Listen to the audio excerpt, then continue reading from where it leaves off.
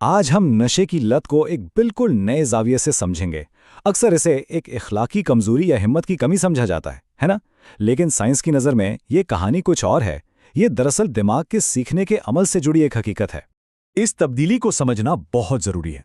पुरानी सोच ये थी कि नशा करना एक अखलाकी नाकामी है, लेकिन अब साइंस हमें बताती है कि यह दरअसल आसाबी निज़ाम की एक बीमारी है, खास तौर पर सीखने और याददाश्त के निज़ाम में खराबी।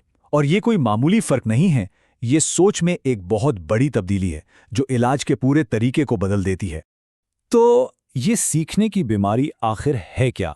इसका ताल्लुक इस बात से है कि हमारा दिमाग चीज़ों को आपस में कैसे जोड़ता है और नशे से जुड़ी यादें कैसे किसी गूंद की तरह दिमाग में चिपक जाती हैं। ये सारा खेल शुरू होता है एक बुनियादी अमल से जिसे कहते हैं तलाज़मी सीख या एसोसिएटिव लर्निंग।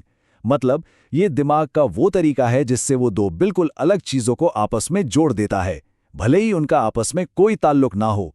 और यही वो बुनियाद है जिस पर नशे की आदतें तामीर होती हैं। और ये सीखना भी आप समझे दो तरह से होता है। एक तरफ है क्लासिकल कंडीशनिंग, जिसमें कोई जगह, कोई आवाज़ या कोई ख़ास वक्त नशे के एहसास से जुड़ जाता है। दूसरी तरफ है इंस्ट्रूमेंटल कंडीशनिंग, जहाँ कोई ख़ास अमल जैसे नशा करना सीधा उसके इनाम से जुड़ जाता है। ये दोनों मिलकर एक बहुत ही पक्की और मजबूर कर देने वाली आदत बना देते हैं। और रिसर्च भी इसी बात को पक्का करती है। देखिए, तहकीक के मुताबिक नशे से जुड़े ये इशारे दिमाग के लिए हद से ज़्यादा अहम बन जाते हैं। मतलब ये कोई आम बुरी आदत नहीं रहती, बल्कि ये एक बहुत गहरी सीखी हुई मजबूरी बन जाती है। और यहीं पर इलाज की सबसे बड़ी मुश्किल सामने आती है। मसला यह है कि नशे की इस ताकतवर याददाश्त को आप आसानी से डिलीट नहीं कर सकते। ये दिमाग से मिटती ही नहीं है। तो सवाल ये उठता है कि भाई, अगर ये याददाश्त इतनी पक्की है तो फिर इलाज कैसे होगा? क्या कोई नई चीज सीखने से पुरानी याद मिट सकती है? जवाब इतना सीधा नहीं है। ये चार्ट दिमाग के अंदर चलने वाली असल जंग दिखा रहा है। इलाज का मकसद याददाश्त को मिटाना नहीं, बल्कि एक नई मुखालिफ याददाश्त बनाना है। ये जो हरी लकीर है ना, ये है नशे की असल ताकतवर याददाश्त, और ये हमेशा वहीं रहती है। और ये लाल लकीर एक नई ब्रेक लगाने वाली याददाश्त है जो इसे दबाने की कोशिश करती है।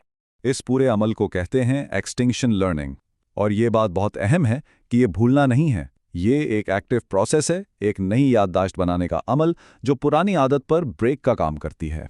अच्छा, तो हमें कैसे पता कि पुरानी याददाश्त अभी भी मौजूद है? साइंसदानों के पास इसके कई पक्के सबूत हैं। मसलन नशे की तलब को दोबारा भड़काना बहुत आसान होता है, चाहे कितना ही लंबा परहेज क्यों ना किया गया हो। और अक्सर ये नई रोकने वाली सीख सिर्फ इलाज के माहौल में ही काम करती है।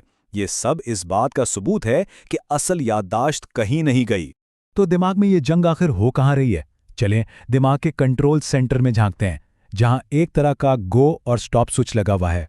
साइंसदान ये तहकीक ज़्यादातर चूहों पर करते हैं। क्योंकि उनके दिमाग का वो हिस्सा जो फैसले करता है और खुद पर काबू पाने में मदद देता है, यानी प्री फ्रंटल कॉर्टेक्स, वो हमारे दिमाग से काफ़ी मिलता जुलता है। इससे हमें इंसानी लत को समझने में बहुत मदद मिलती है। और यह है दिमाग की वायरिंग का नक्शा। शायद थोड़ा पेचीदा लगे, लेकिन इसका बुनियादी आइडिया बहुत सादा है। ये जो हरे रास्ते हैं, ये हैं गो सिग्नल्स जो नशे की तलब को जगाते हैं, और लाल रास्ते स्टॉप सिग्नल्स हैं जो इस तलब को रोकने की कोशिश करते हैं।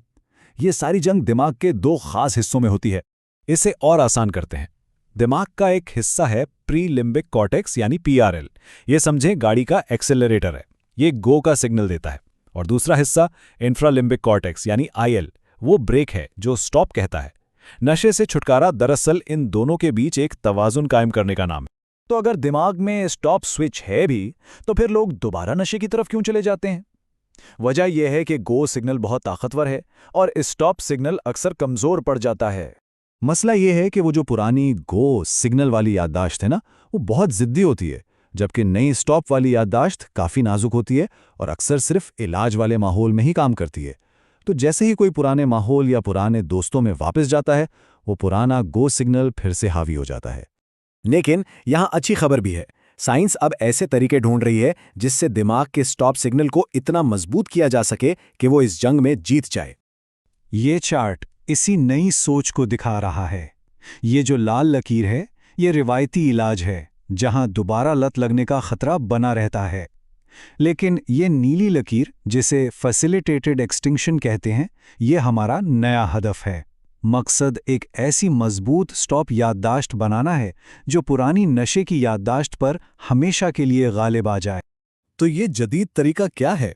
इसमें अद्वियात और थेरेपी को मिलाकर दिमाग के अपने ब्रेकिंग सिस्टम को आप कह लें सुपरचार्ज किया जाता है। आइडिया ये है कि इस नई स्टॉप याददाश्त को इतना ताकतवर बना दिया जाए कि ये पुरानी गो याददाश्त को मुस्तकिल तौर पर दबाकर रखे। और रिसर्चर्स इसके लिए कई दिलचस्प रास्तों पर काम कर रहे हैं। वो दिमाग में मौजूद ग्लूटामेट जैसे केमिकल्स को टारगेट कर रहे हैं ताकि सीखने का अमल तेज हो। ऐसी दवाएं इस्तेमाल कर रहे हैं जो नई याददाश्त को पक्का करती हैं, और यहां तक कि एपिजेनेटिक टूल्स पर भी तहकीक हो रही है ताकि ये नई स्टॉप याददाश्त दिमाग में हमेशा के लिए नक्श हो जाए। तो आखिर में सवाल ये रह जाता है, अगर नशा सीखने की एक बीमारी है तो क्या हम दिमाग के अपने ही स्टॉप सिग्नल्स को मजबूत बनाकर इस बीमारी से निकलने का रास्ता भी सीख सकते हैं? और साइंस का जवाब तेजी से हाँ की तरफ जा रहा है।